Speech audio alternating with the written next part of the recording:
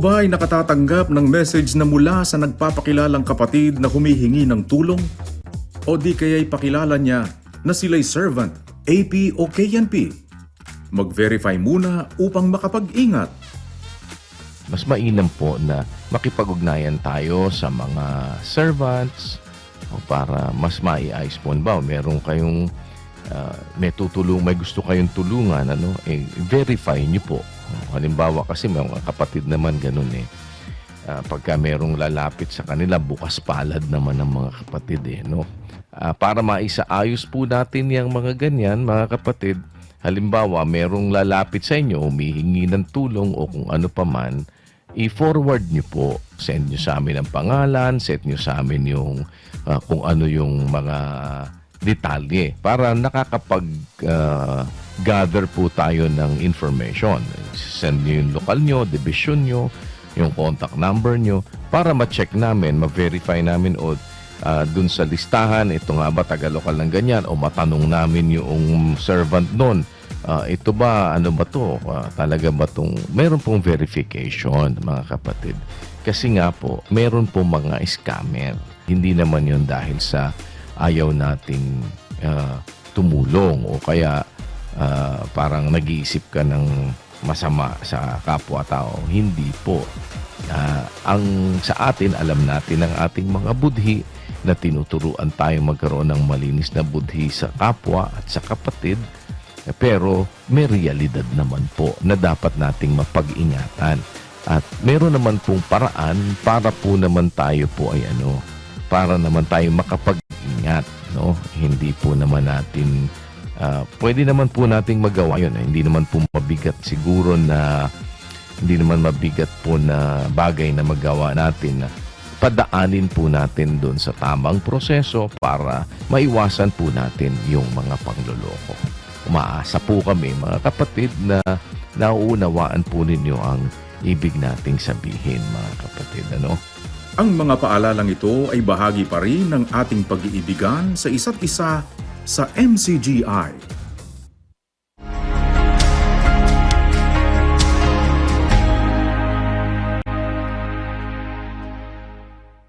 Kayo ba'y nakakaranas ng problema sa bahagi ng inyong kamay at wrist o galang-galangan? Isa sa maaaring sanhi nito ay ang carpal tunnel syndrome.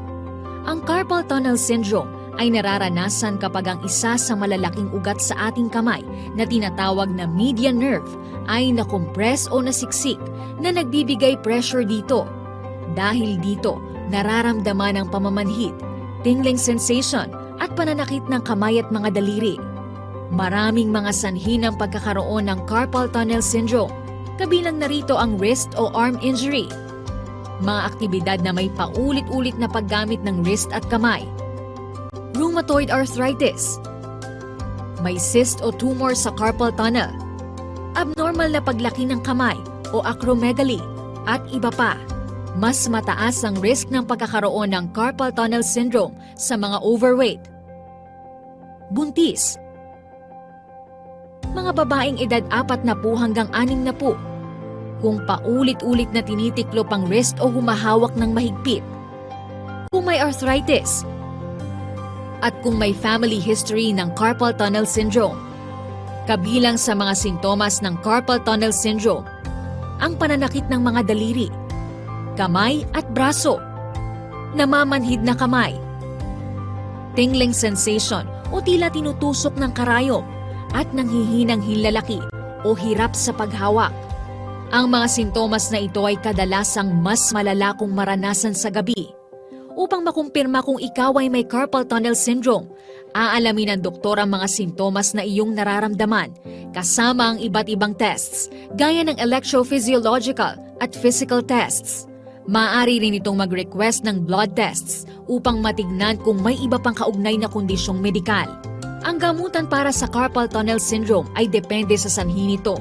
Para sa non-surgical treatment, maaari itong gamutin sa pamamagitan ng paglalagay ng brace o splint, anti-inflammatory na mga gamot, pagbabago sa aktibidad ng kamay, hand exercise, at steroid injection.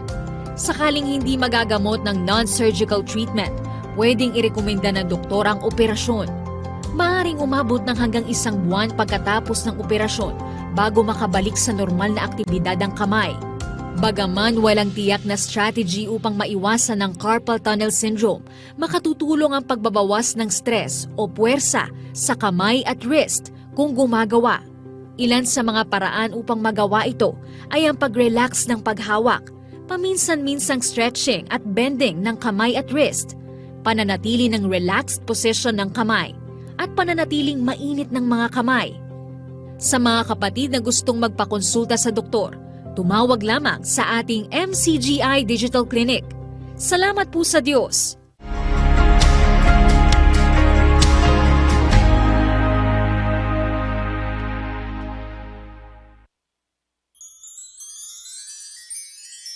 Bring every memory, we'll share another story to the place where I wanna be, the special group as you and me. Morning or night, whenever I'm here I feel so fine. Sitting here gazing at you with a cup of coffee, make it two. Every sip gives me delight, stirring up such joy inside. For it's not beautiful if it's not true. It's not the kind of warmth if it's not with you. It's not my coffee if it's not with you.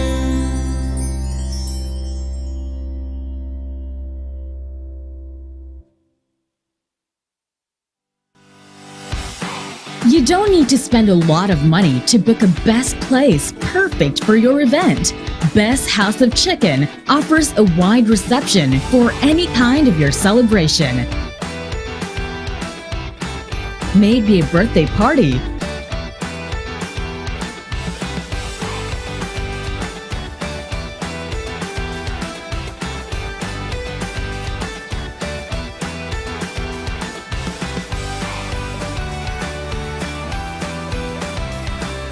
or just a simple get-together with your friends and family. We prepare easy booking services and plan a hassle-free package that will suit your occasion. For more information, reach us at our hotlines or message our official Facebook page.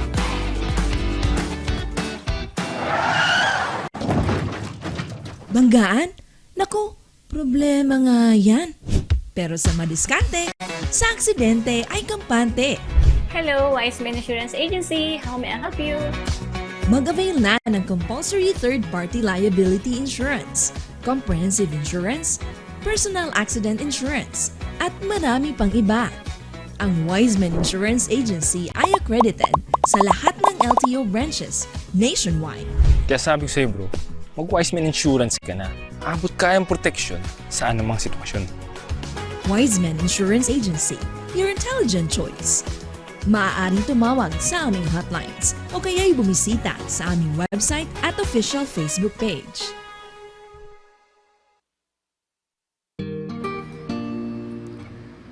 Nakapag-download ka na ba ng libreng digital Bible sa iyong smartphone? Kung hindi pa, mag-install na sa ating Android at iOS devices dahil mas madali na ngayong mag-search at magbasa ng Bible verses kahit offline. Kapag pipili tayo ng babasahing talata, pwede na nating mabasa ang buong pangalan ng aklat sa Biblia. Pindutin ang menu katabi ng Select Book at pindutin ang toggle button ng Full Book Names kung nais makita ang full name o ang abbreviation nito. Pwede rin nating pindutin ang Show Colors kung gusto nating mag-iba ang kulay ng mga ito para mas madali nating matukoy ang mga aklat ng Biblia.